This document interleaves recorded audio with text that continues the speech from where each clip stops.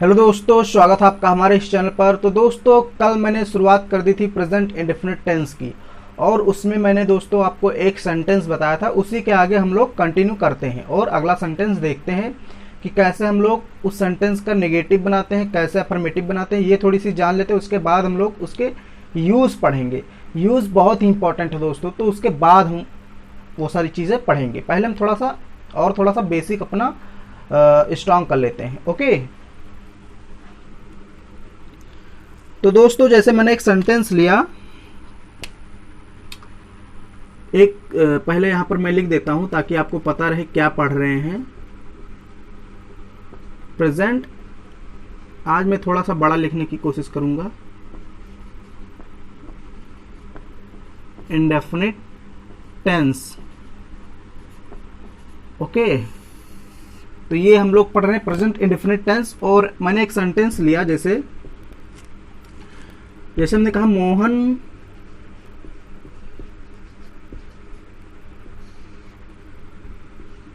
Hockey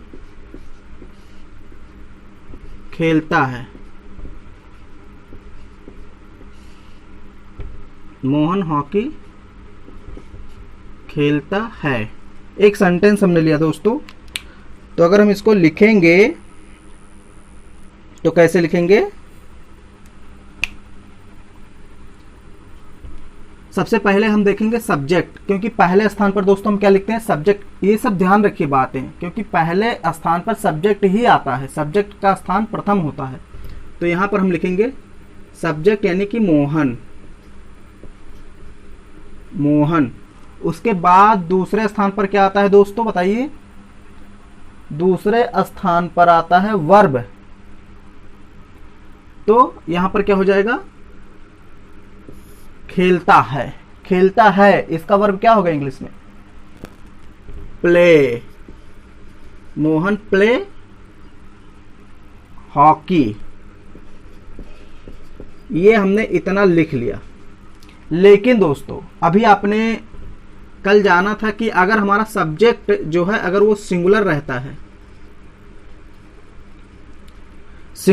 है तो हम वर्ब भी सिंगुलर ही लिखते हैं। सिंगुलर ही लिखते हैं, तो इसलिए यहां पर यस लगा देंगे, क्योंकि मैंने आपको बताया था कि जब वर्ब में यस या यस लगाते हैं तो वो हमारा सिंगुलर होता है। तो इसलिए ये सिंगुलर था सब्जेक्ट, इसलिए हमने वर्ब को भी सिंगुलर किया। Mohan pledge hockey. Mohan hockey खेलता है। तो ये इसका दोस्तों, ये इसका अफर्मेटिव है। क्या है? अफर्मेटिव। अफर्मेटिव सेंटेंस मैंने कल आपको बताया था। अब इसका अगर नेगेटिव बनाएंगे तो क्या होगा दोस्तों? मोहन को ऐसे ही लिख देंगे, मोहन। फिर मैंने बताया था कि डू और डज का यूज करते हैं। तो डज हमने बताया था सिंगुलर के लिए और डू प्लूरल के लिए। तो मोहन क्या है दोस्तों, सिंगुलर या प्लूरल? सिंगुलर है ना। मोहन हमारा सिंगुलर सब्जेक्ट है, तो उसके लिए हम लोग डज का प्रयोग करेंगे। मोहन डज। फिर नेगेटिव है तो नॉट प्ले, और हॉकी को ऐसे ही लिख देंगे। Okay, Mohan pledge hockey, Mohan does not play hockey. अगर हम इसका इंट्रोगेटिव बनाएंगे तो कैसे बनेगा दोस्तों? इंट्रोगेटिव बस हमने क्या कहा था कि आपको इसको इधर कर देना है और इसको इधर लाना है। जैसे हमने कहा डज मोहन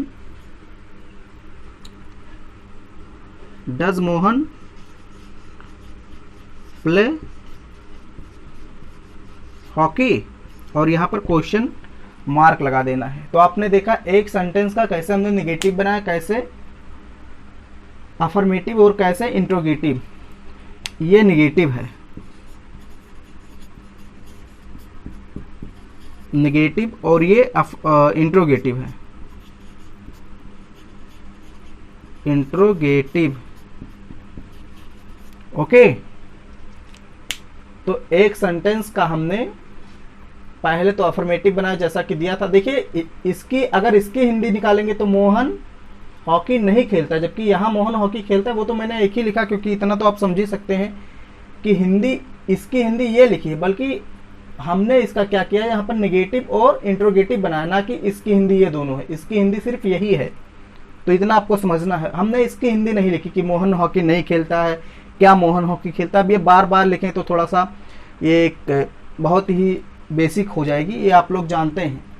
ओके, तो इसको मैं मिटा देता हूँ। दूसरा सेंटेंस देखते हैं।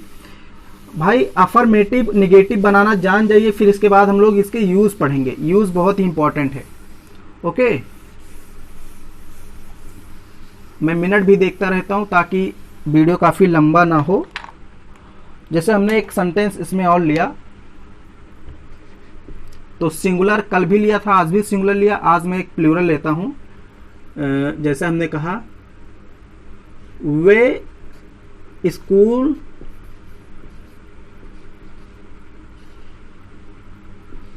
जाते हैं, वे स्कूल जाते हैं। तो अगर हम इसको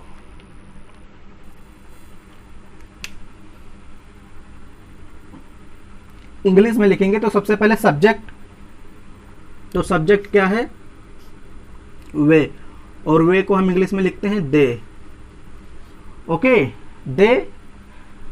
अब देखिए दूसरे नंबर पर क्या आता है, वर्ब। वर्ब इसमें क्या है, जाना, यानी कि दे गो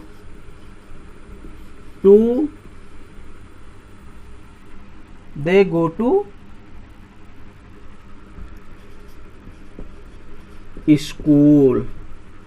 तो ये इसका हो गया अफर्मेटिव। ओके, मैं इसलिए आपको ये बार बार बता रहा हूं ताकि देखिए बहुत लोग को भी यही नहीं पता होगा कि हम अफर्मेटिव निगेटिव किसे कहते हैं, कैसे बनाते हैं।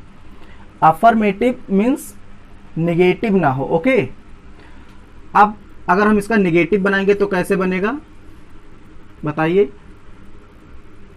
दे ऐसे ही लिख देंगे, और फिर मैंने डू या डस को बताया था, तो डू आता है प्लूरल के लिए, डज आता है सिंगुलर के लिए। तो यहां पर हमारा जो दे है ये है हमारा प्लूरल। दे क्या है, प्लूरल।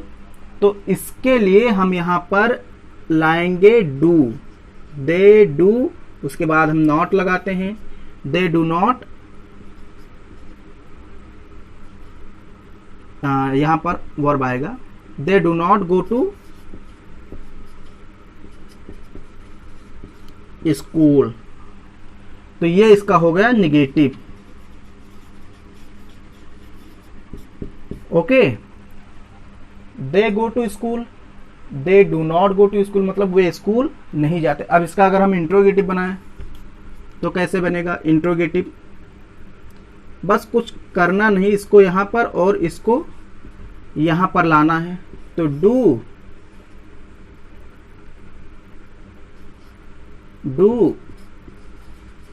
दे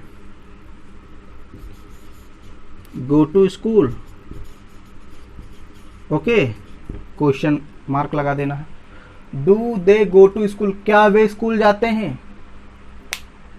तो इस प्रकार आपने देखा इसका भी कैसे हमने निगेटिव और यहां पर इंट्रोगेटिव बनाया। अफर्मेटिव तो था ही। इंट्रोगेटिव की स्पेलिंग भी ध्यान से देखिए, INTERRO। ओके, क्योंकि इंट्रोगेटिव आप सिंपल में लिख देते हैं और वो गलत हो जाता है। तो इसको भी देख लीजिए। उसके बाद हम लोग नेक्स्ट सेंटेंस देखते हैं। तो इसको आप लोग उतार लीजिए, फिर उसके बाद हम लोग नेक्स्ट सेंटेंस देखते हैं। मैं टाइम यहां पर देख लूं ताकि टाइम आपका अभी हुआ है 9 मिनट, अभी ज़्यादा नहीं हुआ, अभी आधा समझ लीजिए। मैं सोचता हूं कि टाइम आपका ज़्यादा ना हो। और अब अगर हम अगला सेंटेंस देखें तो एक और सेंटेंस कोई ले लेते हैं। जैसे देखिए एक और हम लोग प्लूरल वाला ही लेते हैं। चलिए एक हम ले लेते हैं हम लोग। चलिए तीसरा, आज का तीसरा सेंटेंस, हम रोज या प्रतिदिन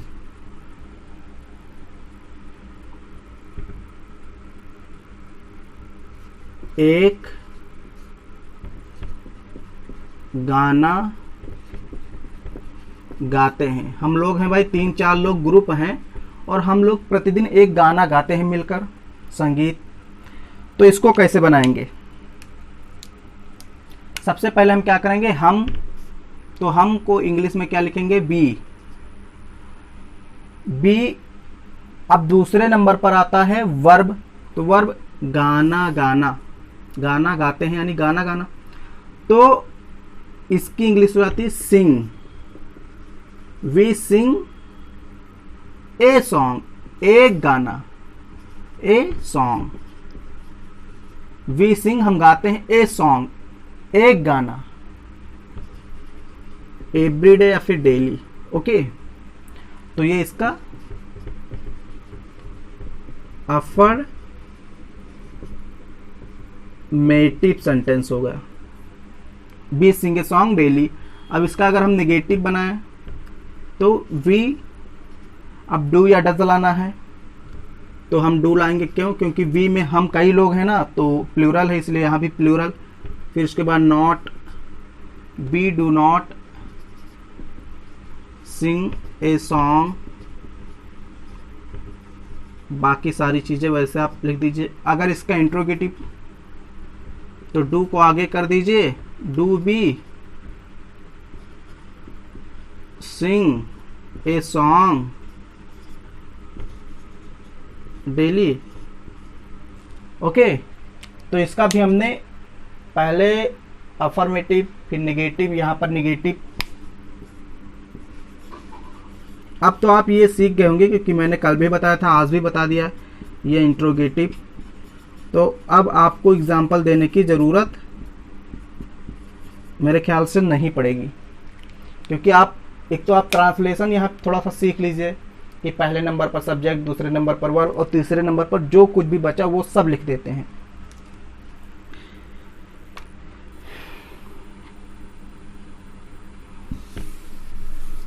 अब हम लोग देखेंगे इसके यूज, और इसके यूज ही दोस्तों बहुत ज़्यादा इम्पॉर्टेंट होते हैं। यूज इसके बहुत ज़्यादा इम्पॉर्टेंट होते हैं। यूज,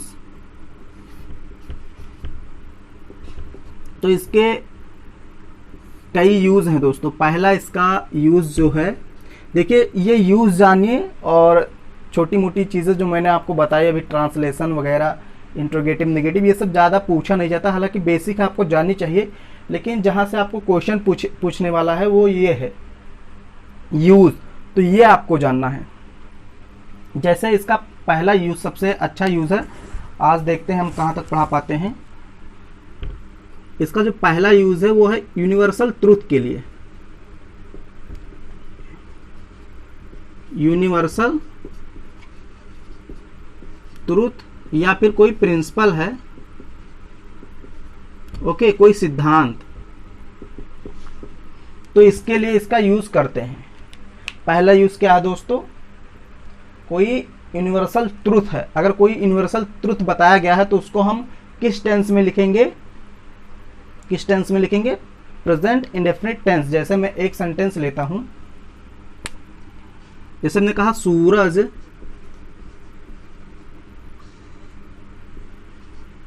पूरब में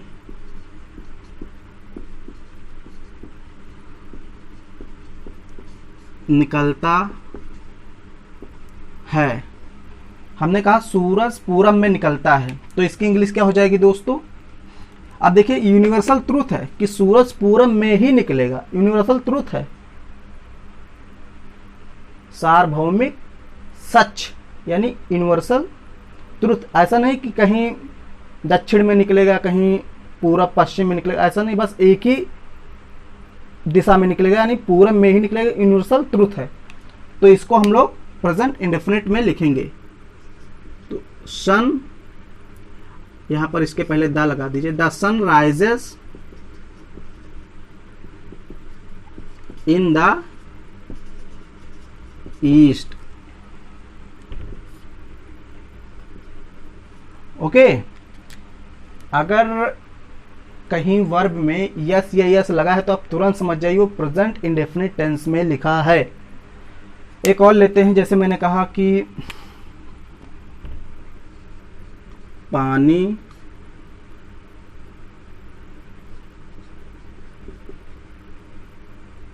इसको हम इस तरह लिख लेते हैं 100 डिग्री सेल्सियस पर उबलता है।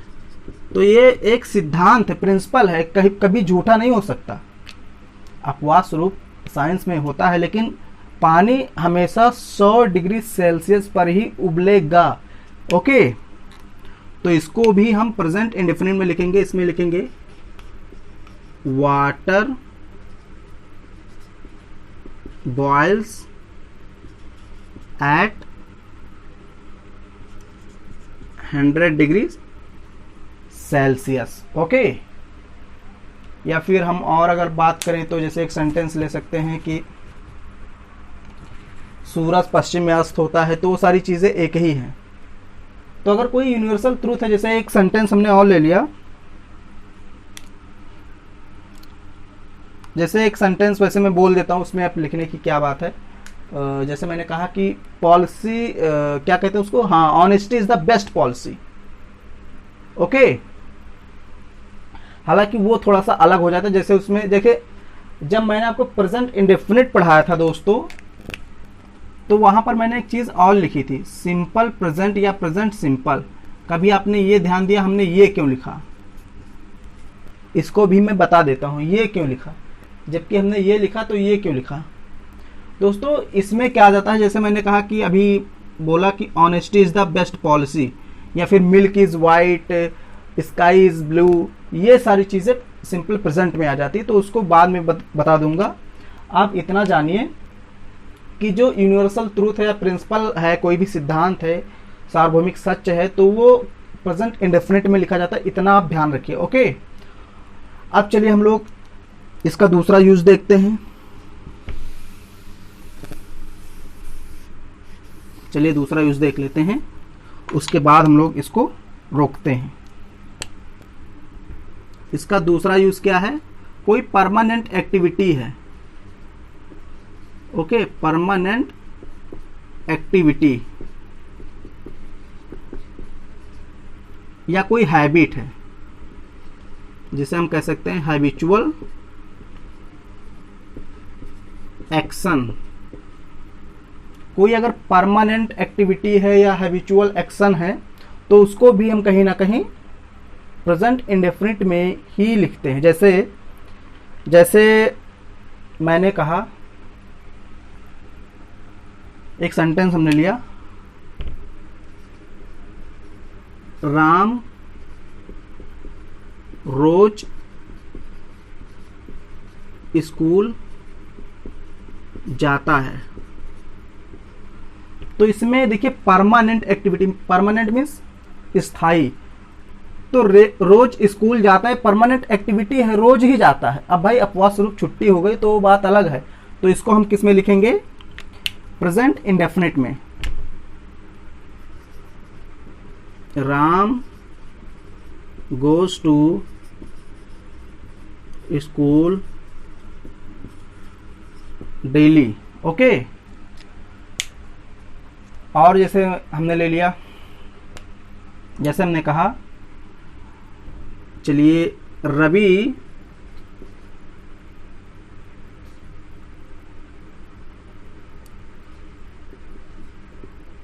रोज शाम को टहलता है। रोज उसकी हैबिट है। क्या है उसकी?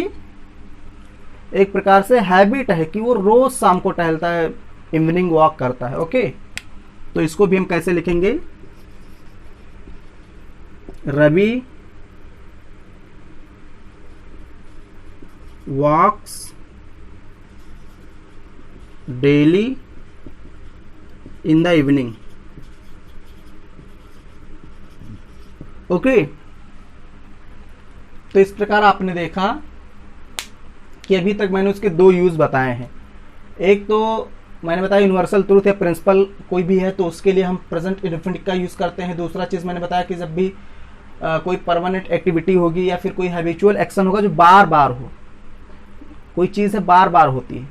जैसे मैंने कहा कि राम एक पत्र डेली लिखता है, तो डेली लिखता है ना। या फिर हमने कहा कि सीता हमेशा झूठ बोलती रहती है। एक सेंटेंस और ले लेते हैं, सीता हमेशा झूठ बोलती है, हमेशा झूठ बोलती है। तो इसको कैसे लिखेंगे? सीता ऑलवेज, यहां पर tells a lie. Sita always tells a lie, Sita हमेशा झूठ बोलती है। तो यहाँ पर आपने देखा वर्ब में यस या यस लगा है, तो प्रेजेंट इंडेफिनिट है। तो जो आदत हो गई ना उसकी झूठ बोलते बोलते, तो जो आदत होती है कोई चीज़ या परमानेंट एक्टिविटी मीन्स स्थायी है, रोज रोज होता है, तो उसको हम कहीं ना कहीं प्रेजेंट इंडेफिनिट टेंस में लिखते हैं। तो आज मैंने आपको शुरू में थोड़ा सा एग्जाम्पल दिया और बेसिक समझा, उसके बाद हमने 2 यूज भी सिखाया। इसके बाद भी कई यूज हैं जो मैं आपको अगले वीडियो में सिखाऊंगा, क्योंकि वीडियो अभी से ज़्यादा लंबी हो जाएगी तो आप थोड़ा सा बोरिंग महसूस करेंगे। ओके, तो उम्मीद है आपको ये सारी चीज़ें समझ में आई होंगी, और ये वीडियो अगर पसंद आए तो इसको लाइक कीजिए, शेयर कीजिए, और अगर आप पहली बार आए हमारे चैनल पर तो इसको सब्सक्राइब भी कीजिए। और फिर अगले वीडियो हम लोग मिलते हैं, तब तक के लिए आप लोग इसको तैयार कीजिए। ओके, तो बहुत बहुत धन्यवाद दोस्तों।